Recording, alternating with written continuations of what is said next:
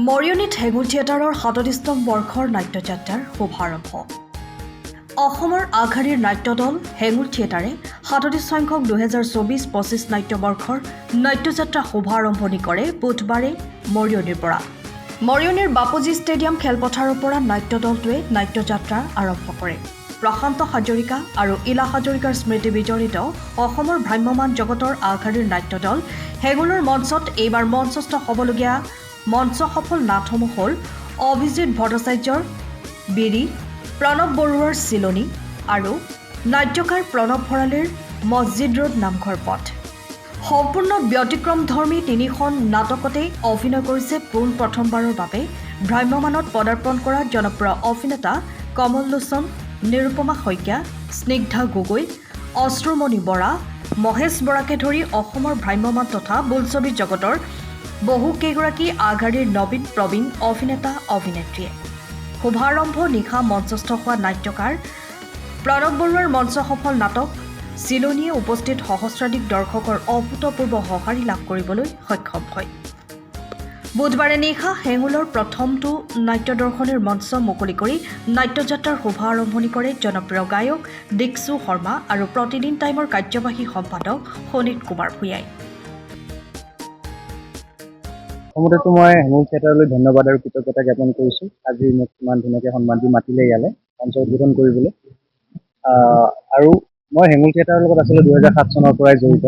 একদম নতুন টেলেণ্টক হেঙুল থিয়েটাৰে সদায় সুবিধা দি আহিছে আৰু মই যেতিয়া একেবাৰে নতুন আছিলোঁ মোকো হেঙুল থিয়েটাৰে প্ৰথম গীত গাবলৈ সুবিধা দিছিল থিয়েটাৰত, পলাশচন্দ্ৰ গগৈৰ সংগীত পৰিচালনাত।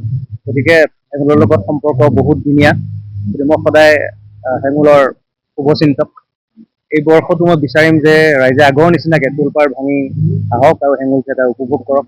আৰু এইবাৰ গোটেইকেইজন ভাল অভিনেতা অভিনেত্ৰী আছে, কমল লোচন, নিৰুপম, স্নিগ্ধা আৰু শিল্পী শিখাকে ধৰি অন্য কেইবাগৰাকীও ভাল অভিনেতা অভিনেত্ৰী আছে। গতিকে সকলোৰে কাৰণে মই শুভকামনা জনাইছোঁ আৰু হেঙুল থিয়েটাৰলৈ মোৰ ফালৰ পৰা বহুত শুভকামনা আৰু অভিনন্দন জনাইছোঁ।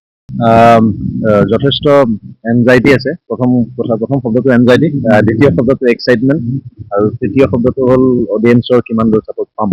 ত' আমি কষ্ট কৰিছোঁ যিমান পাৰোঁ, ৪৫-৫০ দিন ধৰি এই নাটকখনৰ ৰিহাৰ্চেল কৰি আছোঁ আৰু সেই কষ্টটো তেতিয়াই সাৰ্থক হ'ব যদিহে আমাক অডিয়েন্সে চাবলৈ আহে আৰু আমাৰ ভালখিনি দেখুৱাই দিয়ে আৰু বেয়াখিনিও যাতে আমাক দেখুৱাই দিয়ে, যাতে আমি ভুল ত্ৰুটিবিলাক শুদ্ধ কৰিব পাৰোঁ।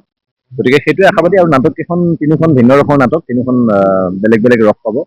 গতিকে ৰাইজে চাই ভালেই পাব বুলি আমি আশাবাদী আৰু বিশ্বাসী। গতিকে হয়, ভ্ৰাম্যমাণ থিয়েটাৰত প্ৰথমবাৰৰ কাৰণে, সেইকাৰণে এক্সাইটমেণ্ট আৰু এনজাইটি দুয়োটা বেছিকৈ আছে। এবাৰ ষ্টাৰ্ট হ'লে চাগে এইটো লাহে নৰ্মেল হৈ যাব। হয়, কৰিছোঁ খুবেই ভাল। এতিয়া আজি একচুৱেলি অলপ কিবা আৰু এনজাইটি এক্সাইটমেণ্ট এটা হৈ থাকে প্ৰথম দিনা, আৰু ৰাইজৰ কেনেকৈ মানে ফিডবেকটো কি আহে কি নাই সেইটো অলপ হেৰি হৈ থাকে আৰু এবাৰ দীক্ষু আহিছে আমাৰ মঞ্চ নিৰ্মাণ কৰিলে। দীক্ষু আহিছে, দীক্ষু এবাৰ আমাৰ গানো গাইছে, গান গাইছে। ত' আৰু কমল লোচনত আছে এবাৰ নতুন টিম, চবে জানিছিল গোটেই ষ্টাফিং নতুন, অলমষ্ট 50% নতুন হৈছে আৰু নাট্যকাৰ এজন নতুন, এবাৰ নতুন মানে সংগীত শিল্পী নতুন আছে। ত' নতুনকৈ ষ্টাৰ্ট কৰিছোঁ আৰু খুবেই আশাবাদী, মানুহে ভাল পাব। অলপ নতুন বেলেগ ধৰণৰ পাব এবাৰ নাটককেইখন, আগতকৈ ডেফিনেটলি বেলেগ পাব। এতিয়ালৈকে যিমান কৰি আছোঁ এইবাৰ অকণমান বেলেগ পাব। অভিজিত ভট্টৰ বিৰি বুলি এখন আছে, আজিতো চিলনী, প্ৰণৱ বৰুৱাৰ চিলনী ষ্টাৰ্ট দিছোঁ আৰু প্ৰণৱ ভঁৰালী বুলি নতুনকৈ এইবাৰ জইন হৈছে হেঙুলত, প্ৰণৱ ভঁৰালী মছজিদ ৰোড নামঘৰ পথ।